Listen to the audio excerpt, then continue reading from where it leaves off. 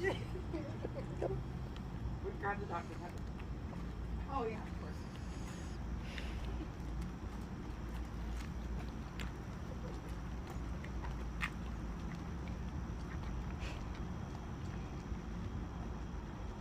Hello, and thank you for coming. My name is Doogie Hauser, and I'm here representing FDAP, the Fake Doctors Association of Pennsylvania. We want to tell Dr. Oz that he is an absolute embarrassment to our profession of fake doctors. We received our medical degrees and did our medical residency at Gray Sloan Memorial. We pride ourselves on being quacks, and we do not appreciate Dr. Oz giving us a bad name. I'm here to tell you that I passed 3rd grade science, and therefore I know that eating more vegetables will not prevent strokes. Dr. Pepper, do you have any comments on the effectiveness of vegetables to treat strokes?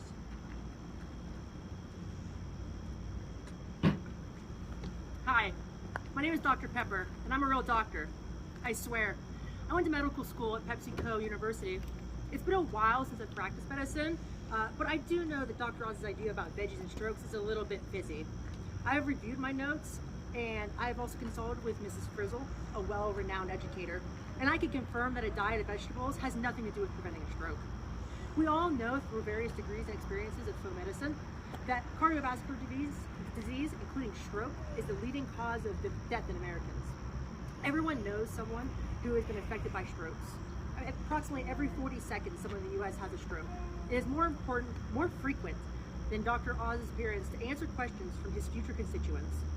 Mehmet's foolish and frankly offensive prescription and preventative care is a slap in the face to a profession we all pretend to have an experience in. And as one of the most public members of the Fake Doctors Association New Jersey chapter, we would think that Mehmet Oz would put more care into the fake advice he gives. Thank you.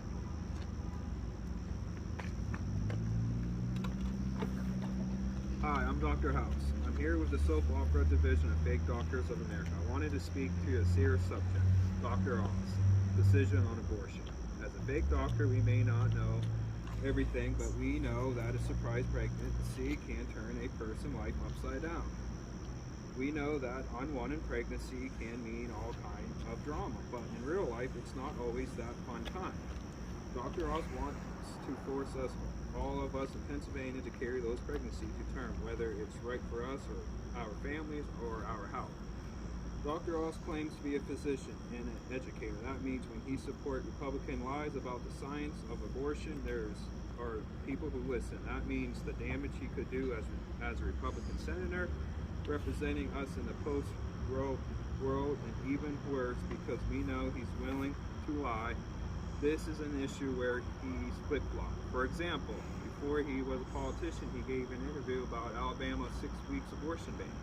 It was clear he knew perfectly well that a 6-week abortion ban like Alabama could mean accepting someone to make their choice before they knew they were pregnant, or the best, immediately upon learning they were pregnant, because he knows that means that he's okay with that. With Roe gone, that means he's okay with Alabama law becoming Pennsylvania. As a fake doctor, we may not know much, but we know we need a senator who will fight to protect our freedom to choose our power to write our own stories. Hi, I'm a reporter. Dr. Seuss, would you go to Dr. Oz as a medical consultant? I would not. I would not go to Dr. Oz for advice. I would not trust his recipe for ice. I would not trust him to drive safely down the turnpike, or with medicine, health tips, diet, and the like. I would not ask him for help or more. I would not ask him after Jersey Shore. He is not a pro. He is not a rookie.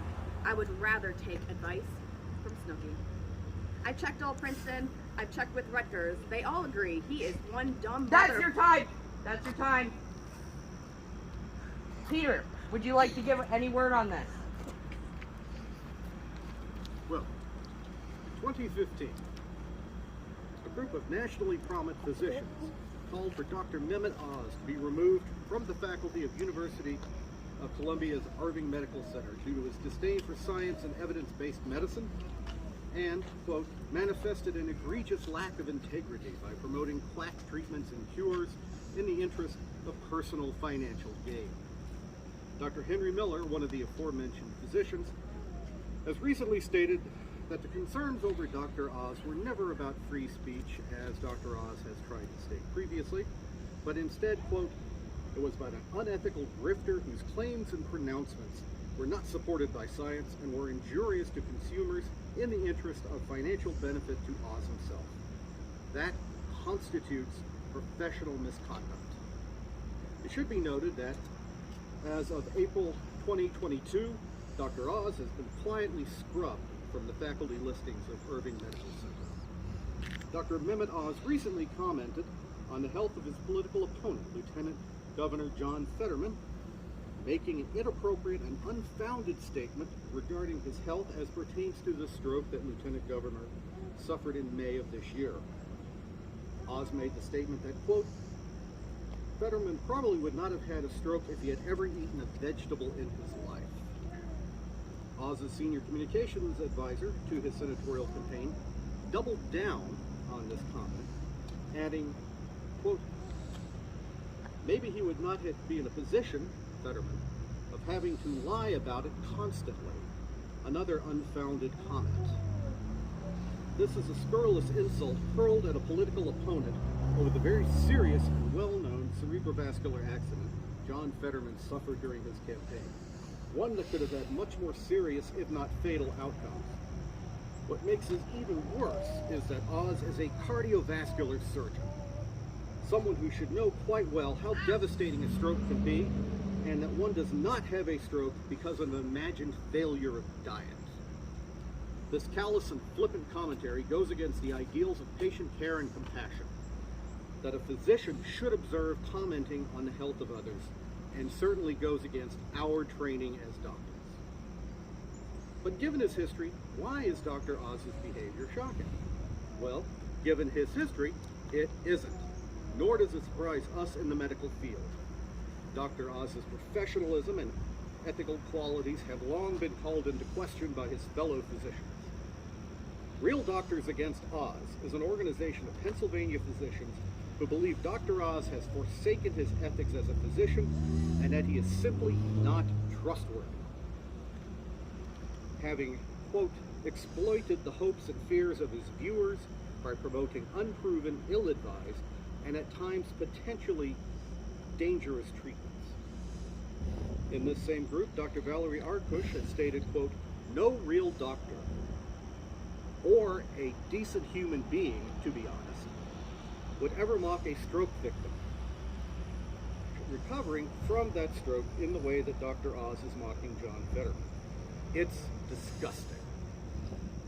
As a real physician, I wholeheartedly agree with Dr. Arkush's comments.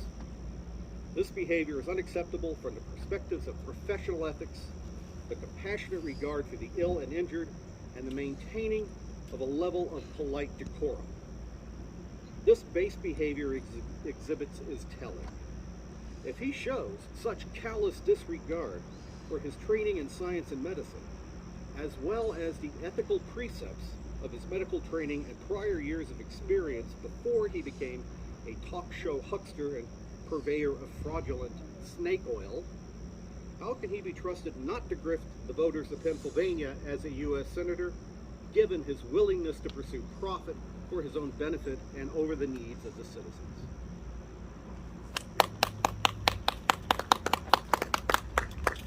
Ma'am, as a fake reporter, I have to ask, do you think your baby's a more reliable doctor than Dr. Oz? What do you think? What do you think? Are you a more reliable doctor than Dr. Oz, sir? I'd say that's a resounding yes. Anything else?